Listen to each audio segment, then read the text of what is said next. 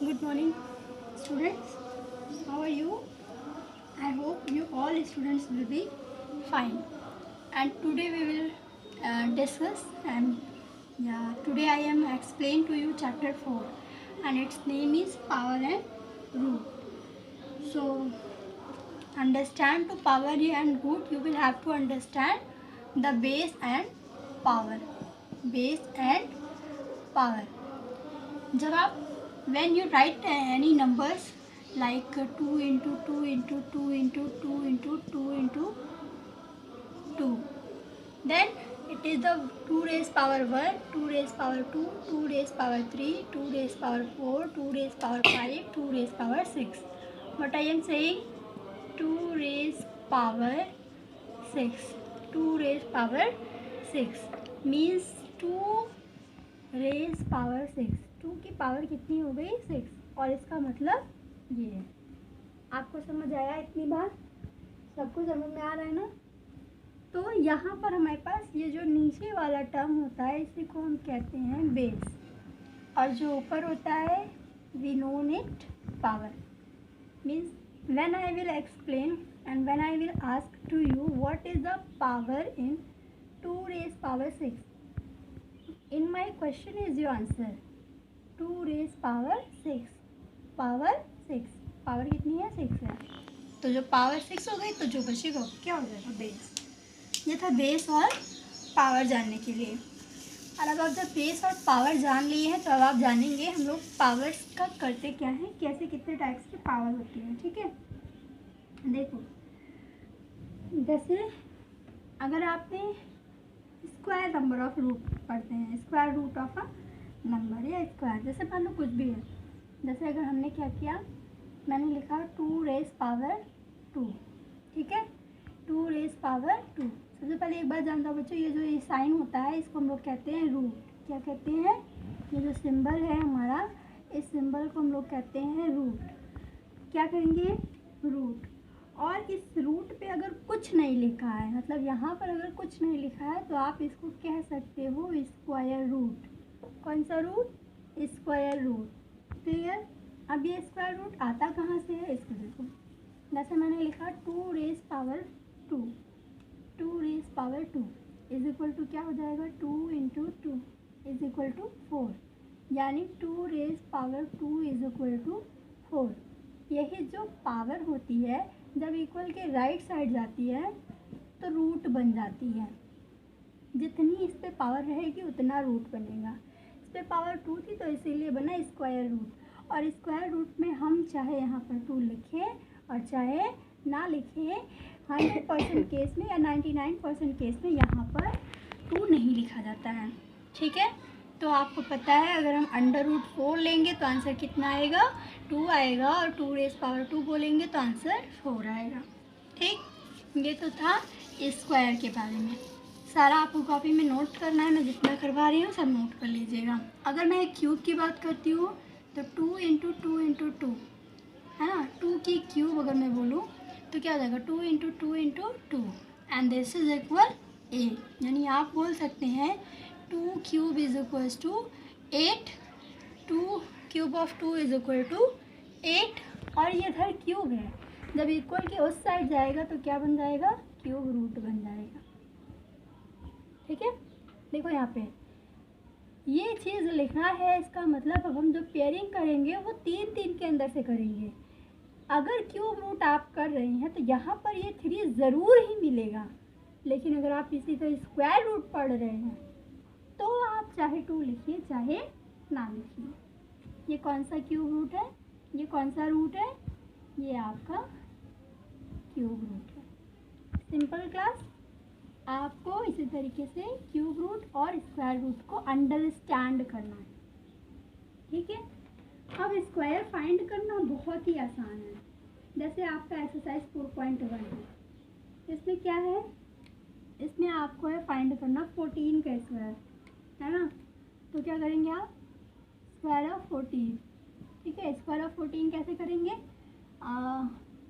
14 into 14 and that is equal to 196। ठीक है, ये हो गया। अब देखो आपको जैसे 2 और 27 मैं आपको थोड़ा सा ट्रिक बता दे रही हूँ, ट्रिक से भी आप कर सकते हो, ठीक है।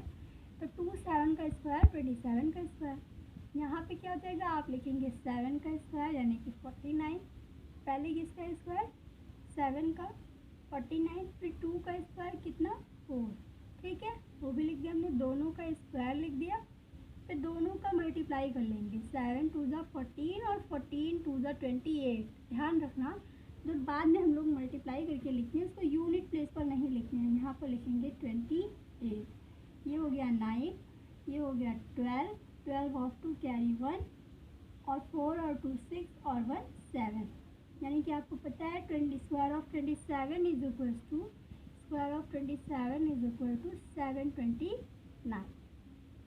ठीक, तो मैंने आपको ट्रिक भी बता दिया और कैसे सॉल्व करना है ये भी बता दिया। अब आप देख लो नेक्स्ट फ्रैक्शन अगर आ जाएगा तो आप इसे कैसे सॉल्व करेंगे।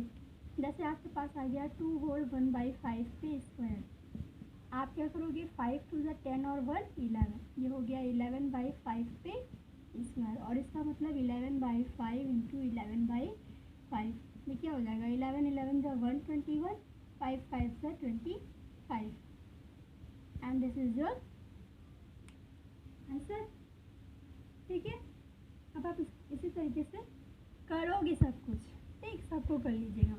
तो क्वेश्चन नंबर 1 बेटा आपको ऐसे ही सॉल्व करना है, ठीक। अब देखो क्वेश्चन नंबर 2 कह रहा है which of the following perfect square will have even square root and which will have odd square root. तो अब आप जानो कि इवन स्क्वायर रूट और ऑड स्क्वायर रूट होता क्या है, ठीक है।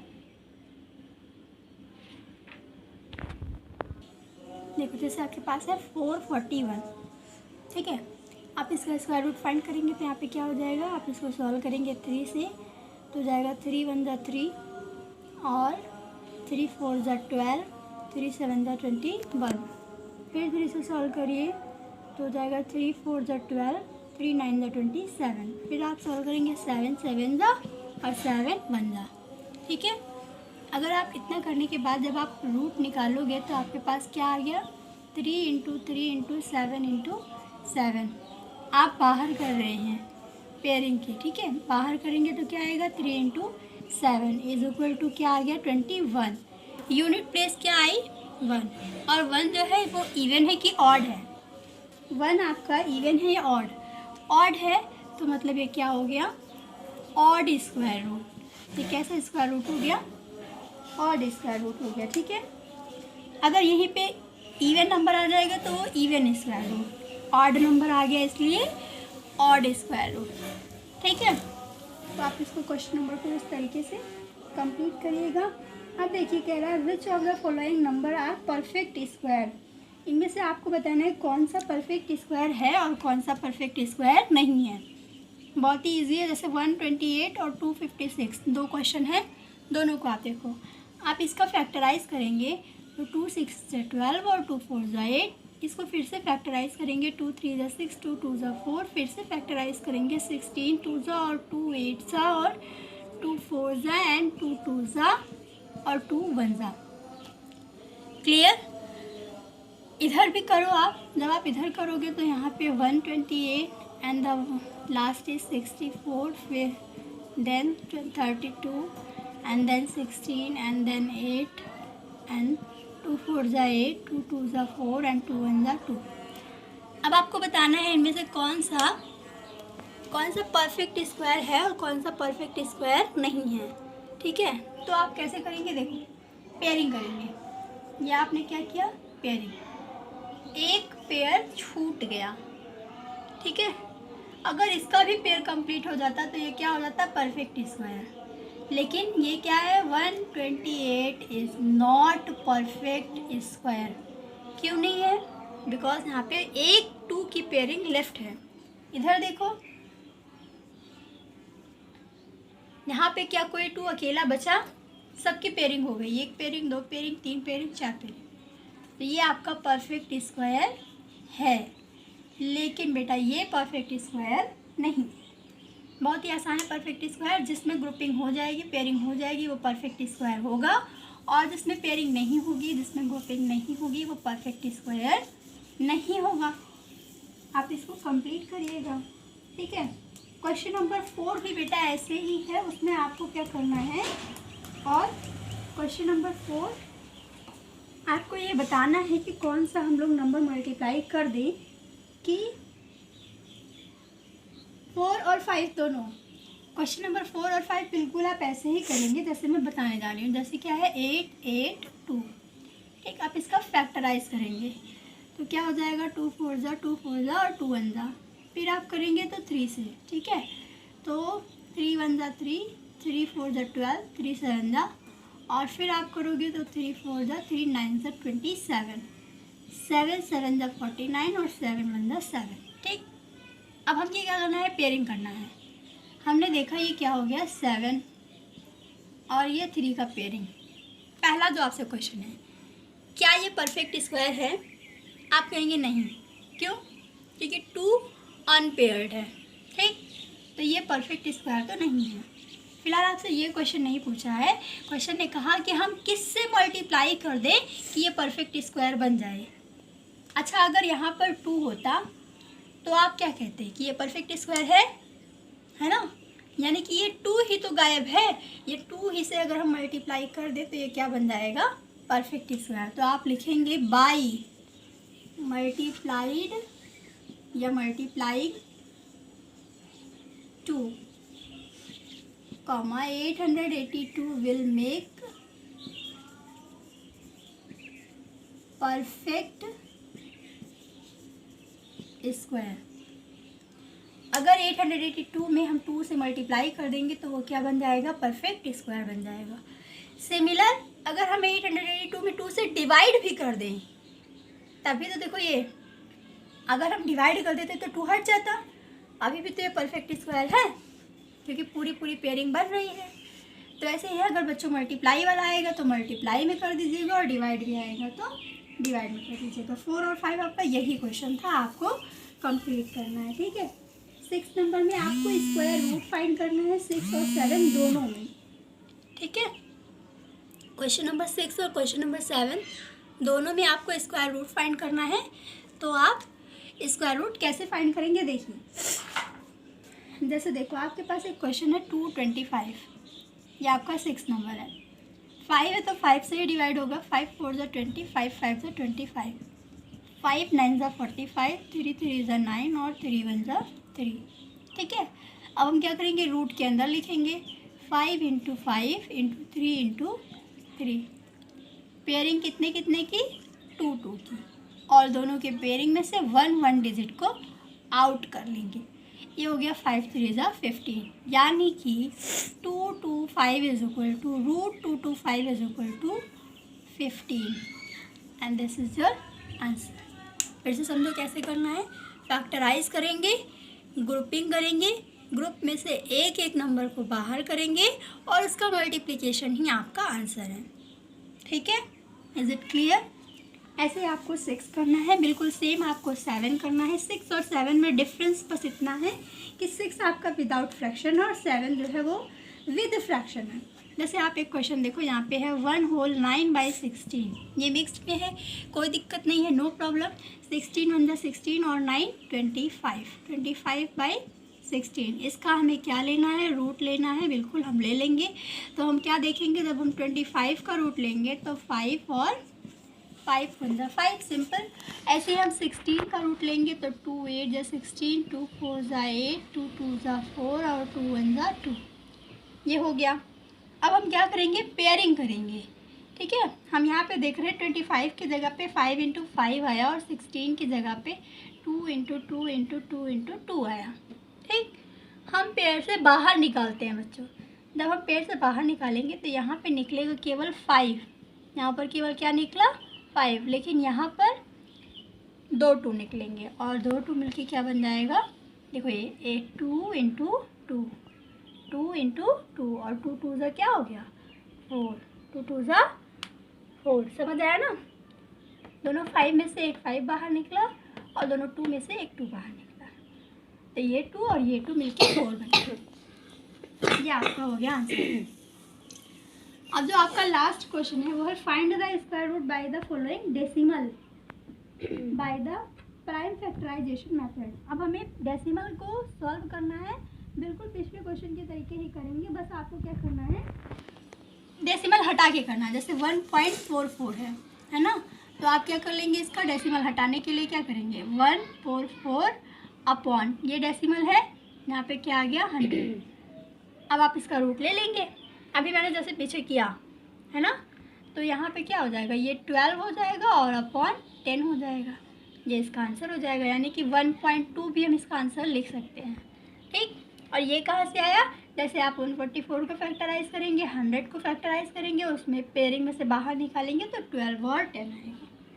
ठीक है, तो ये है बेटा आपका 4.1 जो कि आपको कॉपी में करना है। ठीक, ऐसे बच्चों आपका आ जाएगा 4.2। ठीक है,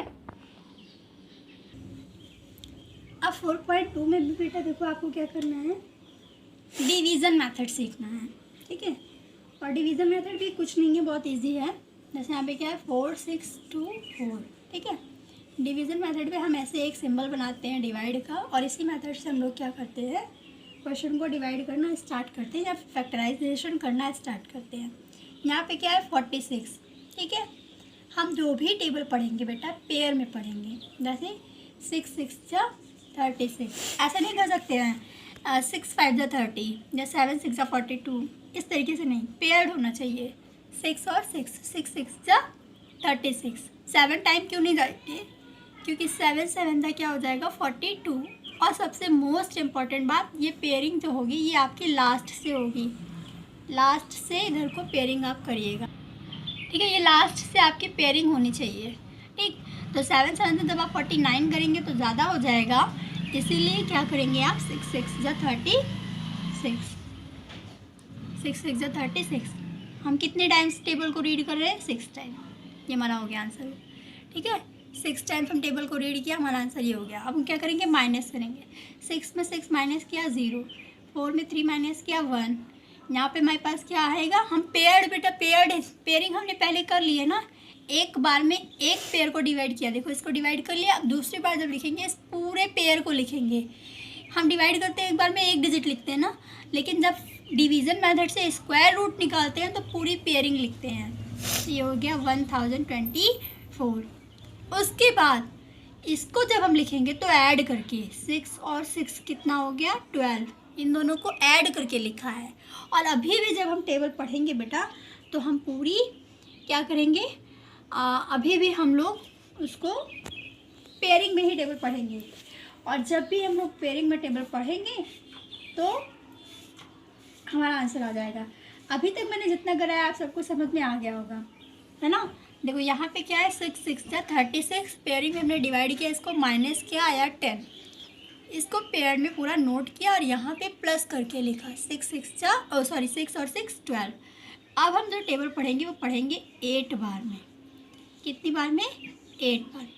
8 8 जा 64 और 4 कैरी 6, 8 2 जा 16, 16 में 6 प्लस किया 12, 12 ऑफ 2 कैरी 1, 8 1 जा 8 8 जा 64 और 4 कैरी 6, और 8 2 जा 16, 16 में 6 प्लस किया तो 22, 22 का 2 और कैरी 2, 8 1 जा 8 और 8 में 2 प्लस किया तो 10।